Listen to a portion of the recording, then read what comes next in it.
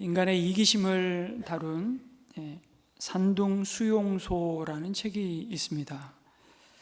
이 책의 저자인 랭던 길키는 젊은 시절 중국 선교지에 영어 교사로 자원봉사를 하러 갔습니다.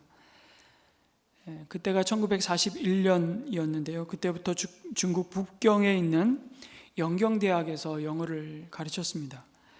그러던 중에 2차 세계대전이 발발했고 일본이 중국과의 전쟁을 시작하며 중국 산둥 지방을 점령하게 되죠.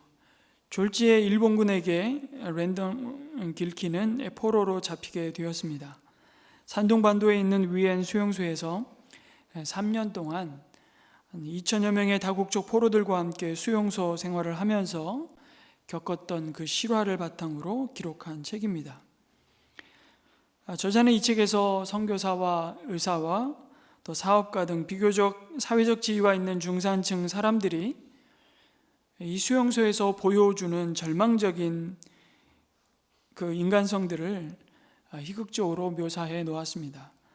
평소에 도덕의식이 탁월한 사람들이 이 포로 수용소라는 특수한 환경에서 어떻게 인간성의 바닥을 아주 이기적으로 드러내는지를 보여주는 책입니다. 그 중에 그것을 극명하게 드러낸 한 사건이 일어나는데요. 미국 적십자사가 이 수용소에 포로로 잡혀있는 한 200명 정도의 미국인 포로들을 위해서 큰 소포 꾸러미를 선물로 보내게 됩니다. 그러면서 벌어진 일인데 포로 수용소 일본군 사령관이 그 선물 꾸러미들을 세어보니까 한 1,500개 정도 되었답니다. 수용소 내에 남아있는 사람은 1,450명이었기 때문에 이 선물을 제소자 한 사람당 하나씩 분배하고자 일본군 사령관이 포고문을 붙였습니다. 그랬더니 미국 포로의 대표 몇 사람이 미국 적십자사가 보낸 선물을 왜 모든 포로에게 동일하게 나누느냐고 아주 거칠게 항의를 했던 것입니다. 결국 갈등 끝에 선물 배분이 중단되었습니다. 이런 미국 사람들이 항의에는 미국 선교사들도 참여했다는 것입니다. 그리고 적십자사의 선물이 오기 전보다 산둥 수용소는 더 을씨년스럽고 불행한 공간으로 변해버린 것이죠. 수용소 안에서 사람들은 저자 자신을 포함해서 처음부터 끝까지 정말 일관되게 이기적으로 행동했다는 그 사실을 이 책에서 아주 희극적으로 서술해 가고 있습니다. 결국 이 책이 말하고자 하는 것은 인간의 도덕성도 결코 수용소 안에 그 짙게 드리워진 어둠에 결코 빛이 되지 못했다는 것입니다. 인간의 지성도 그들이 마주한 결핍과 감금 상황에서는 아무런 힘을 발휘하지 못했다는 것입니다. 그런데 여러분, 바로 지금 오늘 읽은 마가 요한의 다락방에 모여있는 제자 공동체가 바로 이런 산둥 수용소와 별반 다르지 않음을 예수님은 너무나 잘 아셨습니다. 그리고 이제 그들과 이 땅에서 함께할 시간이 얼마 남지 않았음을 아시고 제자들의 발을 씻기시는 아주 충격적인 일을 행하십니다. 잘 아시듯이 예수님은 유월절 바로 전날 밤 제자들과 함께 마지막 만찬을 하셨습니다. 그리고 그 식사 가운데 우리가 잘 아는 성만찬이 이루어지죠. 공관복음이라고 부르는 마태, 마가, 누가복음은 제자들이 주님과 함께 했던 이 성만찬에 대해서 자세히 증거합니다.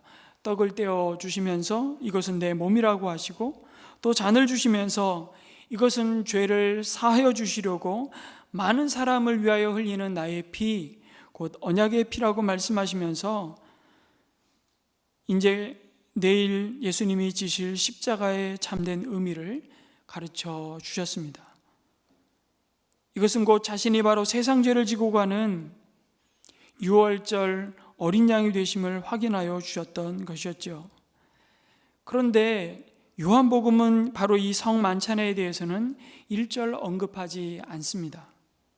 대신에 똑같은 장소, 이 같은 시간에 예수님이 제자들의 발을 씻기셨던 세족식에 대해서 증거합니다.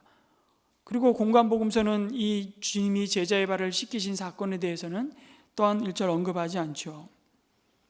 예수님을 그리스도와 주로 고백하면서 이후에 세워질 교회가 결코 잊어서는 안 될 십자가 그 대속의 의미를 예수님은 제자들의 발을 씻기셨던 일로 가르쳐 주셨던 겁니다. 그래서 어찌 보면 예수님이 제자들의 발을 씻기시는 이 세족식은 또 다른 의미의 성만찬이라고 할 수 있을 겁니다. 제자들의 발을 씻기시는 것은 결국 예수님이 누구이신지, 왜 이 땅에 오셨는지, 그리고 예수님을 따르고 예수님이 앞서가신 그 길을 뒤따라가는 제자의 삶이 무엇인지를 유언으로 남기시는 표적과 다를 바 없는 사건이었습니다. 여러분, 그래서 요한복음 1장에서 지난주 살펴봤던 12장까지는 7가지 표적을 통해서 세상을 향해 공개적인 자리에서 예수님 자신이 누구이신지를 드러내셨다면, 오늘 이 13장부터 21장까지는 제자들을 대상으로 고별 설교를 하고 계시다고 볼 수 있습니다. 특별히 17장까지를 그래서 일명 다락방 강화라고 부르게 됩니다. 그리고 십자가와 부활을 통해 하나님의 영광을 나타내시고 하나님의 나라가 이 땅 가운데 이미 임하셨음을 선포하셨죠. 13장 말씀을 이렇게 시작합니다. 1절 말씀에서 마지막 6월절 만찬을 함께하는 예수님은 자기가 이 세상을 떠나 하나님 아버지께로 돌아가야 할 때가 된 것을 아셨다, 이렇게 말씀하십니다. 12장까지 아직 내 때가 이르지 않았다고 자주 말씀하셨던 예수님이 이제 때가 되었고 그것을 아셨다는 것입니다. 그 십자가의 고난과 죽음을 맞이할 때가 되었다는 사실이죠. 예수님은 자신이 언제 죽어야 하고 어디서 죽어야 하고 어떻게 죽어야 하며 왜 죽어야 하는지를 아주 정확히 알고 계셨습니다. 그 하나님의 때에 맞는 순종을 이루어가고 계십니다. 자신이 6월절 어린 양이 되어 세상 죄를 지고 죽어야 할 것을 정확히 아셨습니다. 그러나 그 때는 동시에 자신과 하나님 아버지가 영광을 받으시는 때였습니다. 세상을 떠나는 것이 결코 저주요, 그 죽음이 비극적인 사건이 아니라 죽음에서 생명으로 옮겨가는 때임을 아셨던 겁니다. 여러분, 사람들은 죽으면 모든 것이 끝이라고 생각합니다. 그러나 예수님은 그 죽음이 결코 자신을 사로잡을 수 없다는 것을 잘 아셨죠. 그래서 그 죽음을 제자들과 그 전날 밤 준비하셨습니다. 여러분, 지혜로운 믿음의 사람은 그래서 자신의 죽음을 하나님이 부르실 그 날을 늘 마음에 염두에 두고 사는 자가 아닐까 싶습니다. 그리고 준비합니다. 오늘이 나의 마지막 날이라면 무엇을 준비하시겠습니까? 오늘 우리가 드리는 이 땅에서의 예배가 오늘 마지막 예배라면, 오늘 드리는 이 찬양이 마지막 찬양이라면 우리는 어떤 모습으로 찬양하시겠습니까? 오늘 마주하는 남편과 아내의 모습을 이 땅에서 바라보는 마지막 날이라면 여러분은 어떤 시선으로 바라보며 어떤 말을 준비하시겠습니까? 여러분, 이 생의 마지막을 그래서 오늘이라는 시간으로 앞당겨서 사는 이 종말론적인 삶은 오늘 우리에게 허락된 시간을 참으로 의미 있고 가치 있고 풍요롭게 만든다는 사실입니다. 이것이 이 생의 삶을 다음 생인 영생을 위한 준비의 시간으로 보내는 믿음과 지혜의 마음일 것입니다. 그리고 예수님은 오늘 말씀에서 그 영생을 위한 가장 중요한 준비가 무엇인지를 말씀하십니다. 자신을 이 땅에 보내신 하나님 아버지의 뜻을 이루시고 아버지께로 돌아갈 때가 된 것을 아시는 예수님은 아주 중요한 약속을 주시죠. 세상에 있는 자기의 사람들을 사랑하시되 끝까지 사랑하셨다고 말씀하십니다. 여러분, 세상에 있는 자기의 사람들이 누구입니까? 하나님 아버지께서 아들 예수님께 맡겨주신 사람들입니다. 예수님을 그리스도와 주로 영접하고 하나님의 자녀가 되는 권세를 받은 자들일 것입니다. 하나님이 만물을 창조하시기도 전에 그리스도 안에서 택하시고 사랑해 주셔서 하나님 앞에서 거룩하고 흠이 없는 사람이 되게 하신 자들입니다. 이미 너는 내 것이라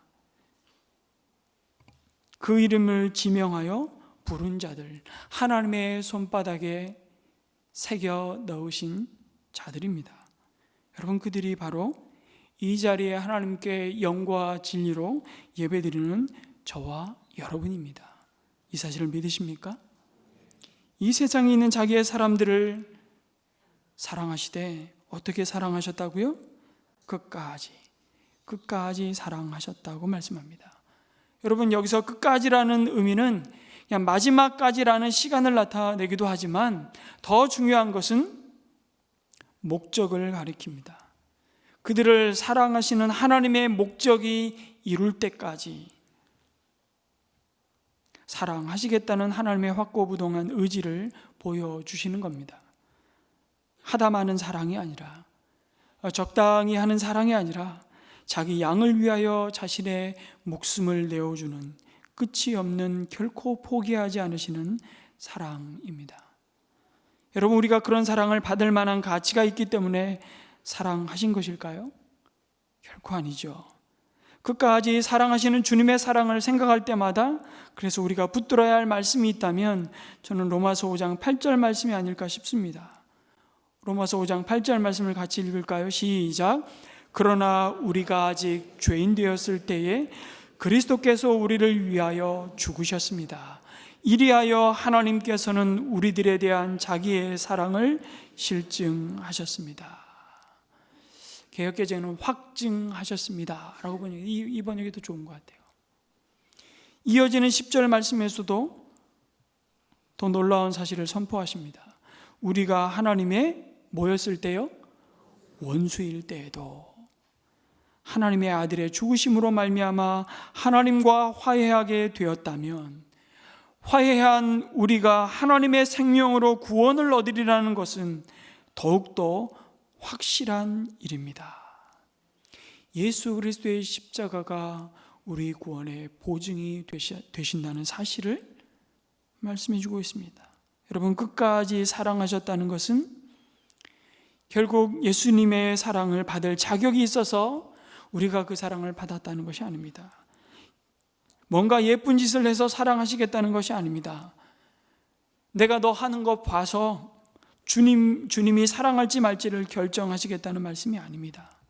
세상에 있는 자기 사람들을 사랑하시는 데는 그 자격을, 그 사랑을 받아야 할 우리들에게 요구하지 않습니다. 뭔가 조건이 되니까, 그래도 사랑할 만하니까 사랑하셨다는 것이 아닙니다. 그러나 세상의 사랑은 어떻습니까? 그렇지 않죠. 뭔가 돈이 있고 권세가 있고 명예가 있고 그 사람 때문에 뭔가 나에게 이익이 되기 때문에 우리는 사랑합니다. 조건을 따지죠. 그런데 문제는 우리가 이런 사랑에 너무 길들여져 있어서 하나님의 사랑도 그런 줄 안다는 것입니다. 그래서 하나님의 사랑을 받아들이기를 주저하고 의심합니다. 손 내미시는 그 하나님의 손을 부리시게 되죠. 내가 이 모양 이 꼴인데 하나님이 나 같은 것을 받아주겠어? 그러면서 하나님의 사랑을 의심합니다. 그리고 거부하죠. 차라리 내 방식대로 사랑해달라고 아우성칩니다. 그리고 내가 원하는 사랑의 방식과 조건이 안 맞으면 우리는 주저함 없이 돌아서기도 합니다.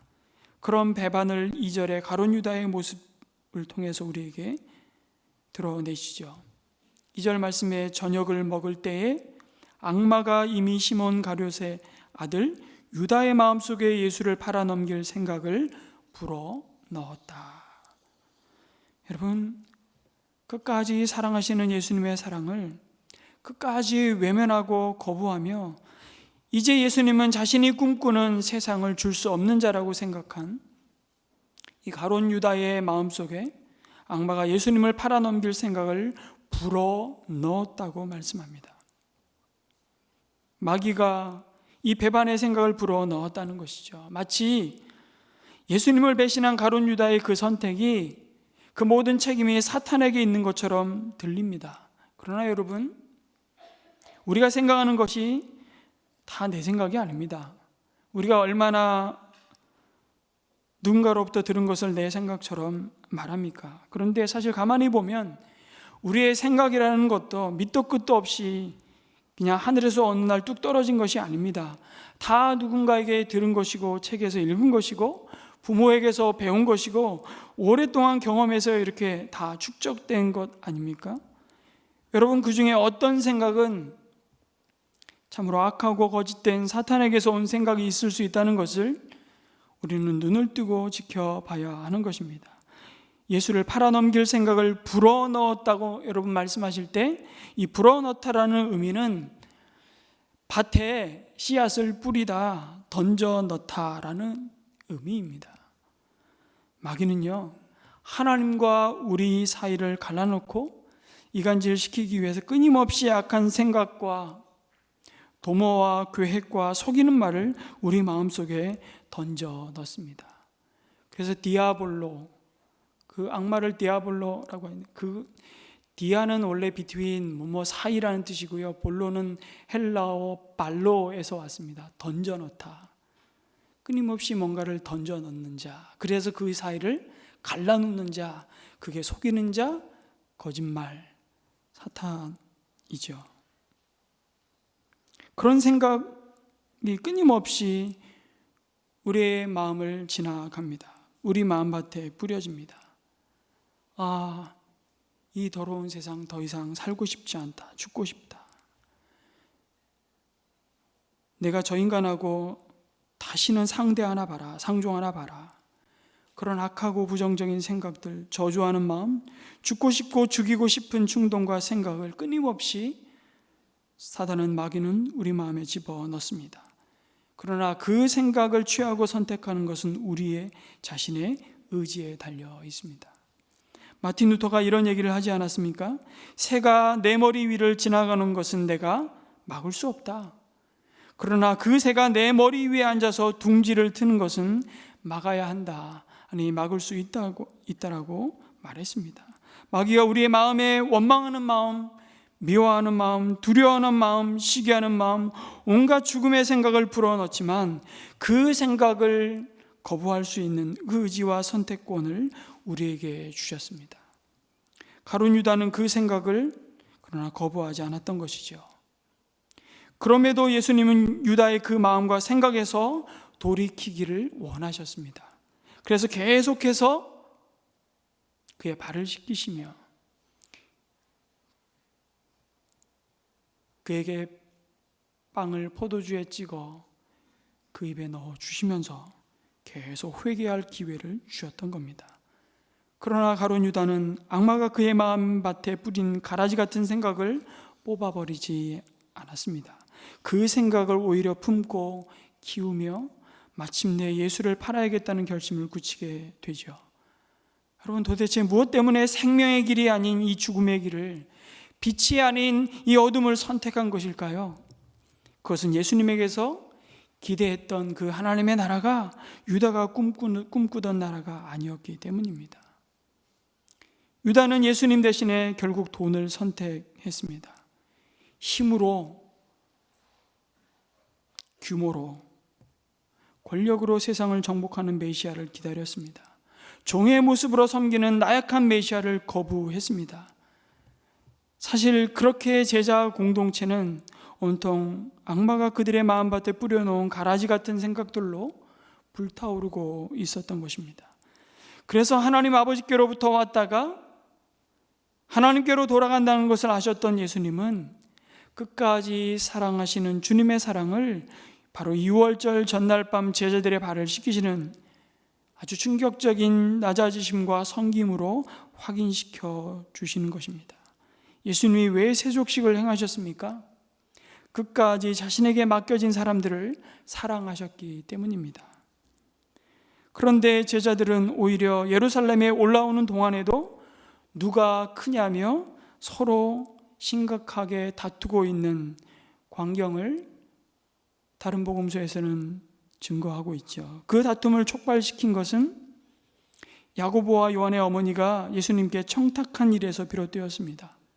주님, 당신의 나라가 임할 때 우리 두 아들을 당신의 우편과 좌편에 앉게 하여 주시기 바랍니다. 그것을 안 다른 제자들의 마음 분노가 치밀어 올랐습니다. 예수님이 여인들의 간청에 마음이 약하다는 것을 아시고 야고보, 요한 이 두 인간들이 선수를 쳤다고 생각했는지도 모르겠습니다.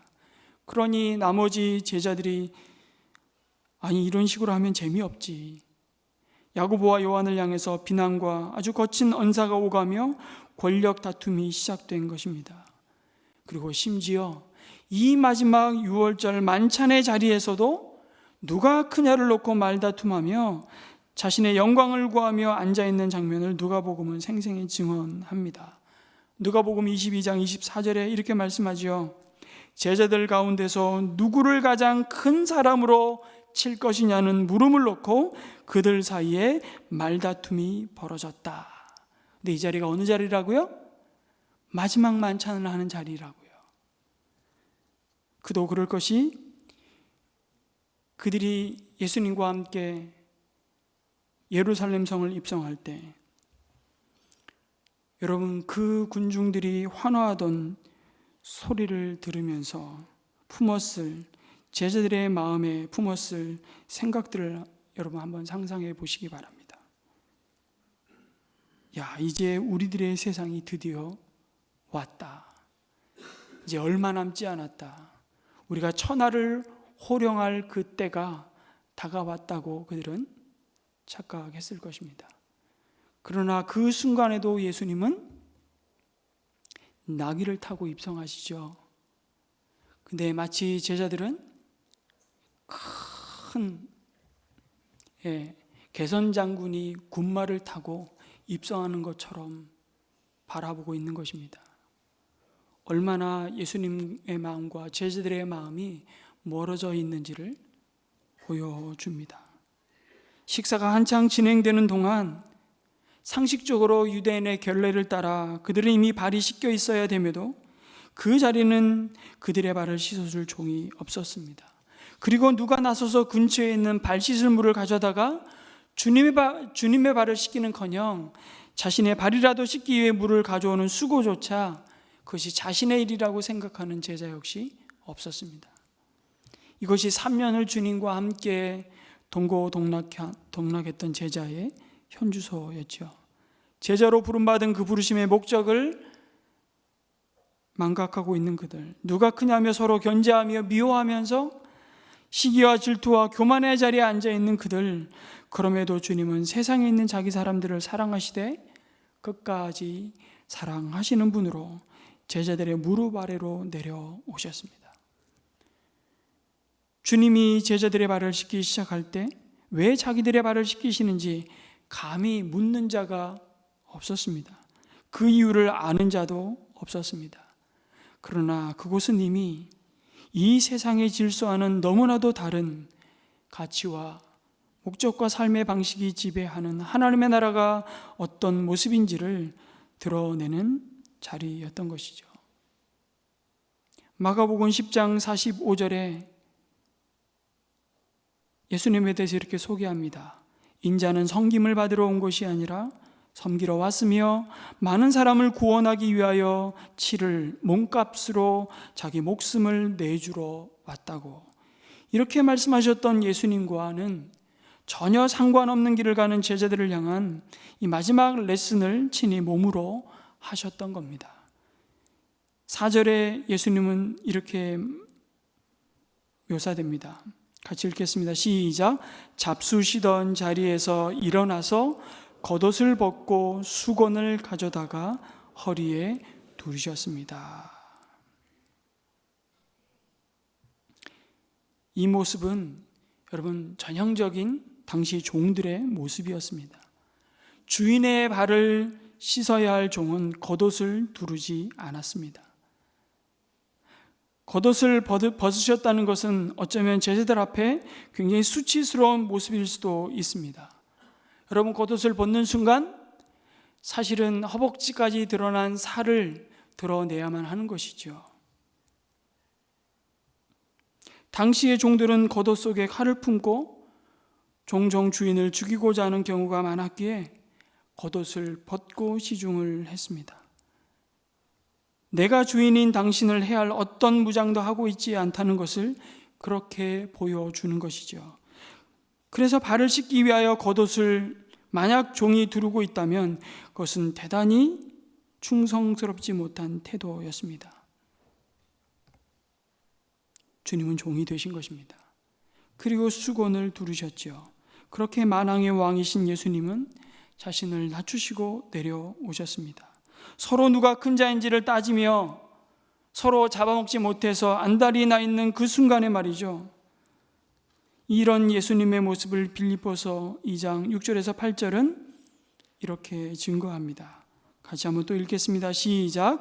그는 하나님의 모습을 지니셨으나 하나님과 동등함을 당연하게 생각하지 않으시고 오히려 자기를 비워서 종의 모습을 취하시고 사람과 같이 되셨습니다. 그는 사람의 모양으로 나타나셔서 자기를 낮추시고 죽기까지 순종하였으니 곧 십자가에 죽기까지 하셨습니다. 그렇게 제자 한 사람 한 사람씩 발을 씻기셨습니다. 아주 충격적인 순간이었죠. 제자 중에 가끔씩 스승의 발을 씻는 경우가 있는지는 몰라도 여러분, 그것도 흔한 일이 결코 아니었습니다.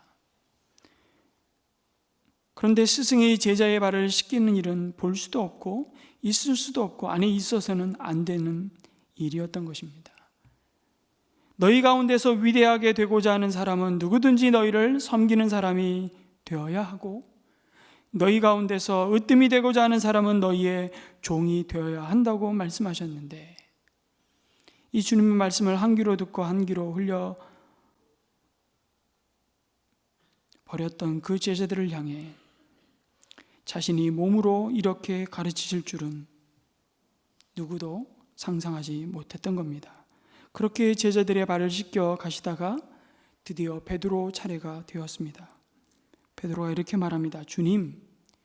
주님께서 내 발을 단어 하나를 넣고 싶어요.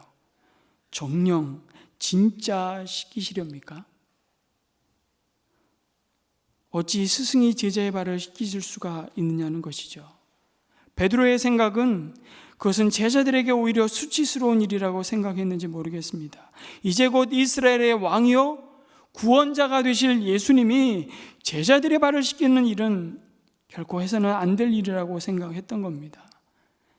제자들은 지금 조금 있으면 천하를 호령할 자리에 앉게 될 자신들의 모습을 상상하며 흥분에 지금 휩싸여 있는데, 예수님을 그렇게 따르고 있는 상황에서 예수님의 행동은 자칫 흥을 깨는 찬물을 확 끼얹는 것처럼 여겨졌습니다. 예수님이 이런 행동을 하시면 곤란하다는 것이죠. 왜요? 예수님의 체면은 곧 제자 자신들의 체면이기 때문입니다. 예수님이 이런 이상한 행동을 하시면 도대체 우리는 뭐가 됩니까?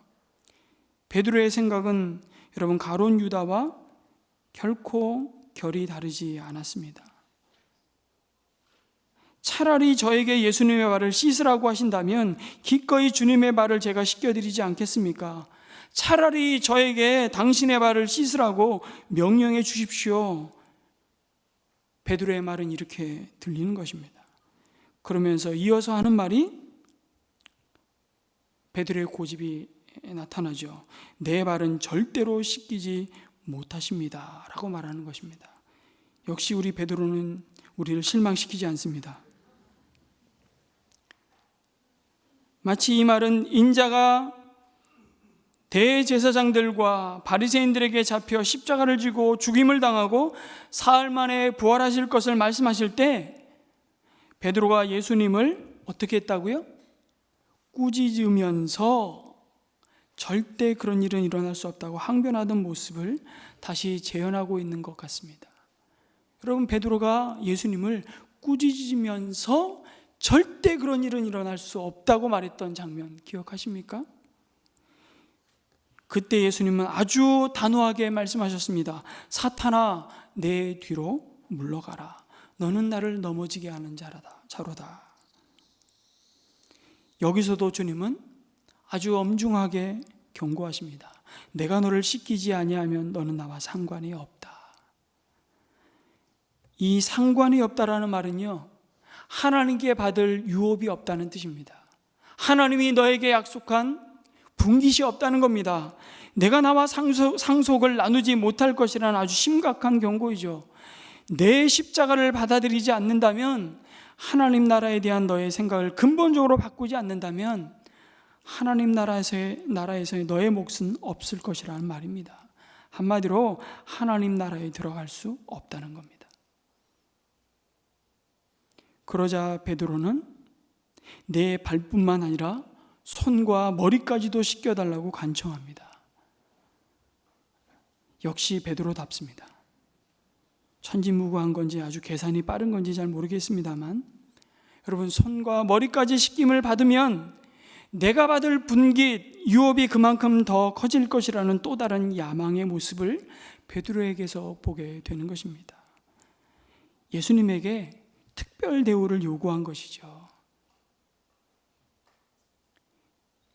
야고보와 요한의 어머니가 당신의 나라가 임할 때 내 아들을 하나는 좌편에 하나는 우편에 앉게 해주십시오, 그 요청을 나도 질세라. 베드로는 예수님께 내 발뿐만 아니라 손과 머리까지 다 씻겨주십시오. 그러자 예수님은 베드로의 그 헛된 생각을 바로 고쳐주십니다. 목욕한 자는 발밖에 씻을 필요가 없다고 말씀하시죠. 여러분, 목욕한 자는 이미 그리스도와 한 몸을 이룬 자라는 것입니다. 예수님을 영접하고 하나님의 사랑을 덧입은 자이죠. 이미 하나님의 나라의 백성된 자입니다. 그에게 구원을 위해서 또 다른 어떤 은혜가 필요 없다는 것입니다. 다만 구원받았으나 여전히 세상 속에서 치열하게 죄와 싸우며 때로는 연약하여 넘어지고 실수하며 짓는 그 죄의 용서함을 받으라고 말씀하시는 것입니다. 그러면서 주님만이 주실 수 있는 참된 사죄의 은총을 그 발을 씻기시며 선포하시고 하나님의 자비와 용서를 베푸시는 하나님의 사랑, 그 다함 없는 사랑을 드러내십니다. 여기서 중요한 교훈 한 가지를 우리는 붙들어야 합니다. 여러분, 우리가 주님을 위해서 뭔가를 할 수 있다고 말하는 것 자체가 교만이라는 사실입니다. 여러분, 우리에게는 조금 더 선한 것이 없습니다. 만물보다 부패한 것이 사람의 마음이고 그 마음에서 비롯된 모든 사람의 계획과 행함이 모두 악할 뿐임을 인정하고 우리 주님이 우리에게 행하시는 그 일을 수용하는 것이 참된 믿음입니다. 그 믿음이야말로 겸손한 믿음이죠. 주님이 너의 발을 내놓으라고 하실 때, 감히 주님께 이 더럽고 누추한 발을 씻어달라고 감히 요청할 수 없는 죄인이지만 주님이 친히 씻으시겠다고 말씀하시니 내 발을 내어드립니다. 이것이 겸손한 믿음의 태도입니다. 주님께 내 발을 내어드리는 것은 주님께 나의 연약함과 수치와 부끄러운 죄악을 내어드리는 것입니다. 그리고 그분의 용서하시는 사죄의 은총을 구할 때 주님은 놀라운 치유의 역사를 이루십니다. 그곳에 하나님의 나라가 의와 평강과 희락으로 임하는 영광을 보게 될 것이라고, 그 하나님의 나라가 임하는 그 영광을 풍성히 누리게 하시겠다고 약속하시는 겁니다. 이것이 세족식에 주님만이 주실 수 있는 은혜입니다. 누가 높으냐 하는 문제로 다투었던 제자들은 예수님께서 분명히 이번에 예루살렘에서 죽임을 당한다고 말씀하셨는데도 사실은 이것을 믿는 제자가 없었습니다. 아니, 아마도 그것을 믿는 제자는 가룟 유다 한 명밖에 없지 않았을까 하는 생각을 해보게 됩니다. 지금 상황을 가장 분명히 아는 자는 또한 가룟 유다였습니다. 그러나 그 삶이 예수님을 따르는 순종으로 이어지지 않을 때 그 지식은 무섭게도 예수님을 배반하여 죽이는 길을 가게 되지요. 제자들도 믿음을 가지고 있었습니다. 어떤 믿음이요? 그들은 오히려 예수님이 죽을 수 없다는 믿음을 가지고 있었습니다. 그러나 가룟 유다만큼은 예수님께서 죽을 수 있다고 믿었기 때문에 스승을 배반했던 겁니다. 여러분, 사실 스승이 십자가에 달리면 결코 혼자 달리는 법이 없습니다. 그 일당이 모두 다 달리게 되어 있죠. 그래서 십자가는 하나만 서는 것이 아니라 수십 개, 때로는 많은 경우에는 수백 개까지 섰습니다. 그 당시에 아주 잔인한 방법으로 로마가 피지배 그 정복 백성을 통치하는 방식이었죠. 선생이 죽으면 그 뒤에는 제자들을 찾습니다. 이것이 법칙입니다. 그래서 가룟 유다는 주님을 배신했습니다. 그가 대제사장들과 사두개인들에게 예수님을 넘겨주고 그 손에 쥔 돈은 자신과 예수는 아무런 상관이 없다는 것을 증명해 줄 것입니다. 그것은 유대인들로부터 자기를 지켜주는 권리증과 같은 역할을 할 것입니다. 예수님께서는 유다가 자기를 팔아넘길 자임을 알고 계셨습니다. 그의 발을 씻겨야 하는 차례가 되었을 때 자신을 팔아넘길 자임을 아신 주님이 넌 비켜, 넌 나를 팔자 아니냐 그렇게 말씀하시지 않았습니다. 그럼에도 불구하고 주님은 가룟 유다의 발을 씻기셨습니다. 크리소스톰, 여러분 잘 아는 어거스틴의 스승이라고 불리는 크리소스톰 초대 교부의 말에 의하면 예수님께서 제자들의 발을 씻길 때에 가룟 유다의 발을 제일 먼저 씻겼다는 말을 합니다. 그러면서 다시 유다를 향해 끝까지 사랑하시는 마침표가 없는 끝없는 사랑을 받아들이라고 몸으로 설득하고 계셨습니다. 그럼에도 불구하고 왜 사랑을 퍼붓고 있는 것이죠. 다른 제자들은 어떻게 생각하고 있습니까? 그들은 예수님은 죽지 않는다고 믿고 있습니다. 그래서 그들은 서로 높은 자리를 탐내며 속으로 싸우고 있었습니다. 서로 발 씻기기를 어리석은 일로, 바보 같은 일로, 체면 구기는 일로, 보통 체면 구기는 일이 아니라고 생각하는 제자들의 모습을 우리 마주하게 됩니다. 그럼에도 곧 있으면 자신을 저주하며 3번 부인할 베드로임을 하시면서도 주님은 그의 발을 씻겨 주셨습니다. 그리고 지금 이 자리에 앉아있는 우리의 발을 여전히 씻고 계십니다. 그 사실을 믿으십니까? 우리는 다시금 고난주간을 앞두고 이 사순절 기간을 지나가며 십자가의 강가, 그 은혜의 강가에 믿음의 닻을 내리고 오늘도 우리를 발 씻기시는 주님의 손에 다시 한번 나의 발을 담그는 시간이 필요함을 봅니다. 그리고 힘으로 또 때로는 규모로 세력으로 세상이 복음에 설득되고 항복할 것이라는 그 교만으로부터 돌이켜서 다시금 몸을 굽혀 이 세상의 사람들의 발을 씻고자 철저히 낮아질 때 세상은 우리가 주님의 제자인 것을 알게 될 것입니다. 그리고 주님 앞에 항복하며 빛 가운데로 나오게 될 것입니다. 우리가 드리는 이 예배 가운데 그리고 다시 우리가 흩어져서 그 일상을 하나님이 받으시는 예배로 드릴 때 그 자리 가운데 이런 하나님의 은혜가 부어지기를 간절히 주님의 이름으로 축원합니다. 아멘.